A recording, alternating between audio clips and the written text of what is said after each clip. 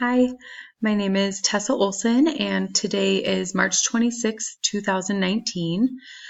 The following video is my case connection submission for Unit 2 of Medical Biochemistry through the University of New England. Of the available options, I have chosen to discuss Case 2, comparing normal tissue glucose uptake to that of cancerous glioblastoma glucose uptake, as well as Case 3, a case in which a 5-year-old male presents for a checkup with some concerning symptoms. Let's get started. In Case 2, we were provided with brain images from the same patient on 2 different modalities, MRI, which is magnetic resonance imaging, and a PET scan, which is positron emission tomography. In each image, a large glioblastoma is clearly visible, even more so in the PET scan following the administration of fluorescently labeled D-glucose. In tumor diagnosis, planning, and treatment, it's imperative to understand as much information as possible about the state of the tumor. So MRI is the current gold standard for brain imaging, but it does offer slightly limited insights into some of the critical information about tumors, like the grade, malignancy, delineation, necrosis, things like that. PET scans can provide additional insights beyond the MRI into the actual biology of the tumor.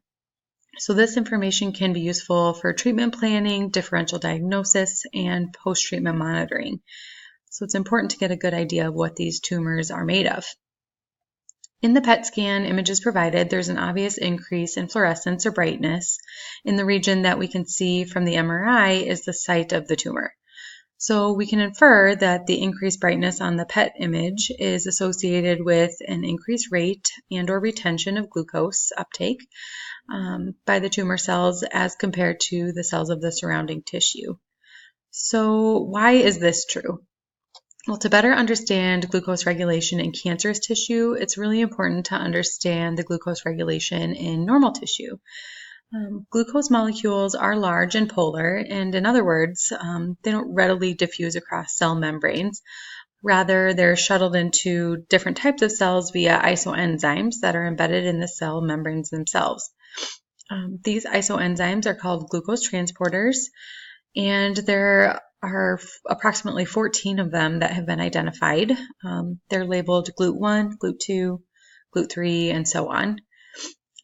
So there are a bunch of different ones, but this case only requires discussion of 4 different types, and actually they're the first 4, GLUT1, 2, 3, and 4. So each cell in our body requires glucose, but they don't necessarily uptake it in the same way, making these transporter enzymes critical for fine-tuning the glucose regulation process for each individual cell and tissue type. So I'm going to start out by talking about the liver cells. So liver cells utilize GLUT2 as their primary glucose transporter, and they do so in an insulin-independent fashion. This means that liver cells can uptake glucose regardless of whether or not insulin is present.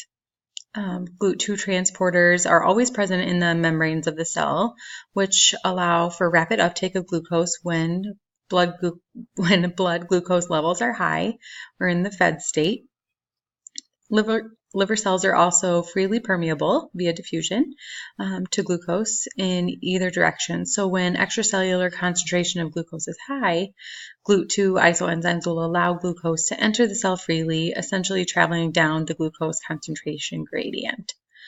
Once glucose enters into the liver cells, it can be further metabolized or stored for later use.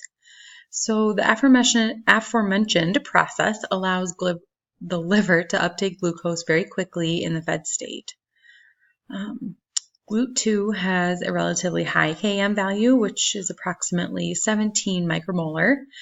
And that means that its affinity for glucose is actually relatively low. So liver cells will only begin to uptake glucose when blood sugar levels are high. And you'll see later that other tissues are a little bit different. Skeletal muscle and adipose tissue use the GLUT4 transporter, which is normally housed inside the cell but moves to the cell membrane in response to insulin binding to the cell, which makes it an insulin-dependent process. Once GLUT4 reaches the membrane, it allows glucose influx into the cell, similar to that of liver cells. although GLUT4 has a much lower Km than liver cells do. It's approximately 5 micromolar, making the isoenzyme's affinity for glucose much higher than that of the liver. And then similar to liver tissue, glucose regulation in the brain is also an insulin-independent function. And this makes sense because both liver and brain tissue are high energy requiring tissues that are critical for survival. We wouldn't want them to rely on insulin for our glucose uptake. So the tissues of the brain utilize two different glucose transporters, actually, GLUT1 and GLUT3. Both of these isoenzymes have an extremely low Km. It's about 1 micromolar, translating into a very, very high affinity for glucose. So this means that these tissues will continuously uptake glucose regardless of whether the body is in the fed or fasted state.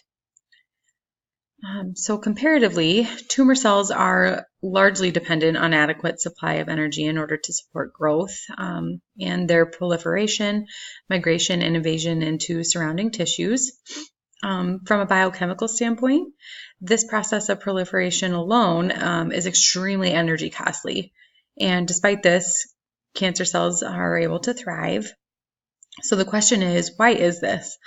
Well, part of what makes cancer cells so unique and dangerous is that they're able to establish different metabolic pathways than what we would normally expect to see in regular tissue.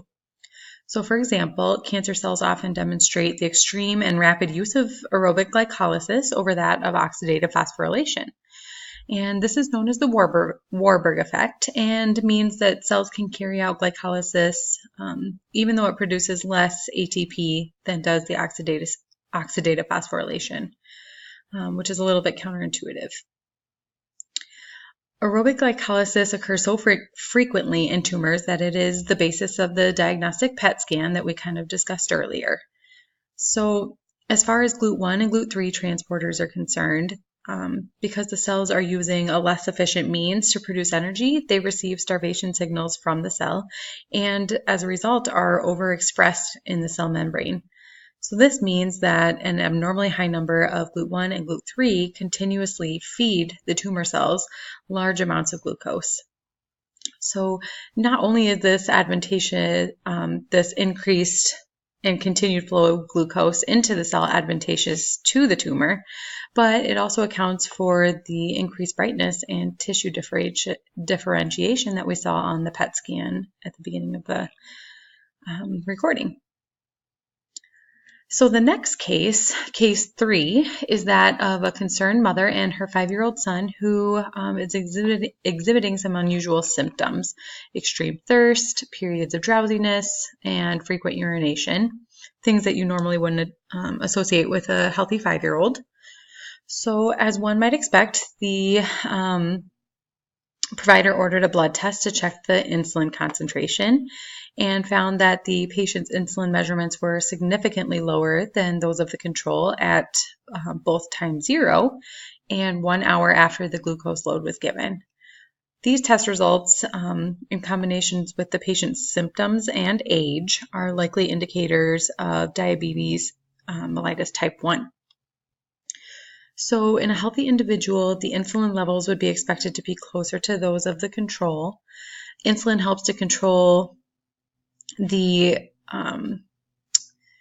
release of glucose into circulation and also the uptake and metabolism of blood glucose by peripheral tissues. So it can be inferred that patients with type 1 diabetes who do not produce adequate amounts of insulin on their own will have many probably severe side effects as a result. As discussed in the previous case, some of the glucose transport mechanisms would be rendered useless, for example, GLUT4, because they are insulin dependent. So this inaction of these glucose transporters would equate to less glucose entering cells to provide energy, and as a result, the patient would likely feel over-fatigued. So also as a result, this excess glucose will build up in the bloodstream, and regardless of whether the patient is in the fed or fasted state, this glucose elevation elevated glucose level will force the kidneys to work super hard to process it. And eventually the kidneys will be unable to keep up and will excrete the sugar into the urine along with fluid from other tissues. Hence the frequent urge to urinate and the excessive thirst. So as you can see, type 1 diabetes certainly explains a lot of these patients' symptoms. So even though this patient isn't exactly thriving, he is still alive, and that must mean that there are other pathways present that are helping to compensate and utilize glucose in another way. So the third prompt for this case 3 asked us to identify 2 regulatory enzymes that would still be active in this client's current condition. So I would expect the patient's gluconeogenic and glycolytic pathways to be mostly intact. So as far as enzymes go, pyruvate carboxylase, which is associated with gluconeogenesis, and glucokinase, which is associated with glycolysis in the liver, would still be at play. Pyruvate carboxylase, again, gluconeogenesis, is normally suppressed by insulin. So given that this patient is not producing adequate amounts of insulin, pyruvate carboxylase would still be present or even abundant. And glucokinase, present in the liver, is responsible for turning glucose into glucose 6-phosphate via phosphorylation and will continue through the glycolytic pathway, eventually forming ATP and other products of glycolysis. So this concludes my presentation for the Unit 2 case connections. Thanks for watching and have a great semester.